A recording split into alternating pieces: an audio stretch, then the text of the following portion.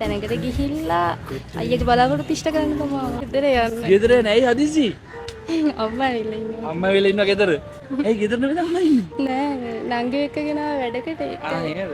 හරි. චූටි ප්‍රශ්නයක් අහනවා උත්තර දීලා යන්න. ඔයා මේ ලෝකේ වැඩිපුරම ආදරය කරන්නේ කාටද? අයියට. අයියට. මොකද අයියට වැඩිපුරම ආදරය කරන්නේ? එයා තමයි පොඩි කාලේ ඉඳන් බලාගත්තේ. පොඩි කාලේ ඉඳන් එයා තමයි බලාගත්තේ. ඔයාට මොනවාද අයියා කරලා තියෙන්නේ මේ වෙනකොට? ඔයා වෙනුවෙන්. කියන්නේ දැන් අවුරුදු 13ක් යන තාත්තා ගිහිල්ලා ඒ කාලේ ඉඳලා ඉතින් අද වෙනකම් පරිස්සම් කරලා බලාගත්තේ එයා. අයියා තමයි. හරි. අයියා වෙනුවෙන් ඔයා මේ වෙනකොට මොනවද කරලා තියෙන්නේ? මේ වෙනකොට මට තාම එයා වෙනුවෙන් මුකුත් කරගන්න බැරි වුණා. කියන්නේ එයා මාව පරිස්සම් කරානේ. ඒ විදිහට ඉතින් මම තාම පරිස්සමෙන් ඉන්නවා. එයා වෙනුවෙන් අයියා වෙනුවෙන් ඔයා තාම පරිස්සම් වෙලා ඉන්නවා. ඔව් මට ඕනේ කියන්නේ මීට වැඩිය තැනකට ගිහිල්ලා කියන්නේ අයියා උගන්වනවානේ. ඔව්.